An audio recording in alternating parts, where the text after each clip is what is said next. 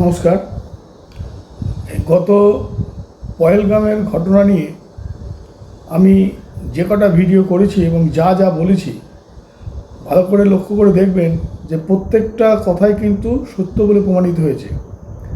আমি বলেছিলাম যে ভারত পাকিস্তানের মধ্যে আক্ষরিক অর্থে যুদ্ধ বলতে যা বোঝায় সেরকম কিছু হবে না, কিন্তু বর্তমানে ভারতবর্ষের প্রধানমন্ত্রী, স্বরাষ্ট্রমন্ত্রী এবং বিদেশমন্ত্রী তাদের যে ভূমিকা এবং তারা যে ডিসিশন নিয়েছেন সেই অনুসারে পাকিস্তানকে উপযুক্ত শাস্তি দেবেন, যে শাস্তি পাকিস্তান চিরকাল মনে রাখবে। যতদিন পাকিস্তান বলে দেশ থাকবে ততদিন মনে রাখবে।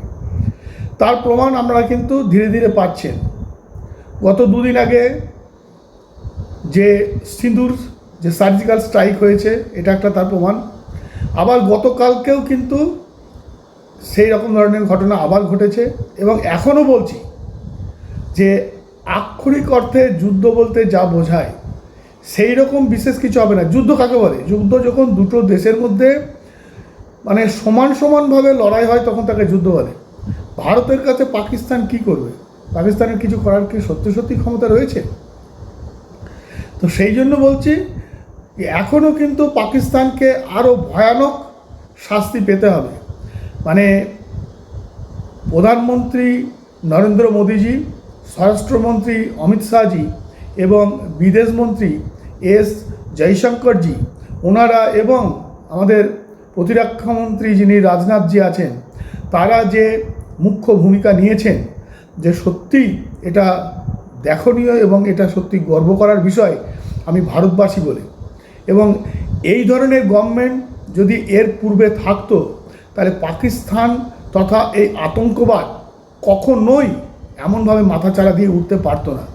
তাই এই সরকারকে সত্যি সত্যিই ধন্যবাদ এবং চাইব এই সরকার যেন দীর্ঘদিন থাকে এবং ভারতবর্ষ যেমন শান্তিপূর্ণ দেশ তেমনি শান্তিপূর্ণভাবেই যেন থাকতে পারে।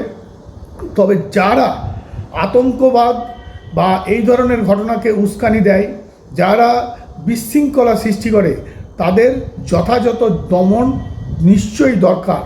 এবং যতদিন মোদিজি, অমিতজি এবং এস জয়শঙ্কর বা রাজনাথজি রয়েছেন আমরা জানি সেটা ঘটবেই ঘটবে। এবং এখনও বলছি যে 14 তারিখের আগে পাকিস্তানের আরও ভয়াবহ অবস্থা হবে। তবে এটা ঠিক আগামী 14ই মের পরে কিন্তু ধীরে ধীরে সব শান্ত হয়ে যাবে।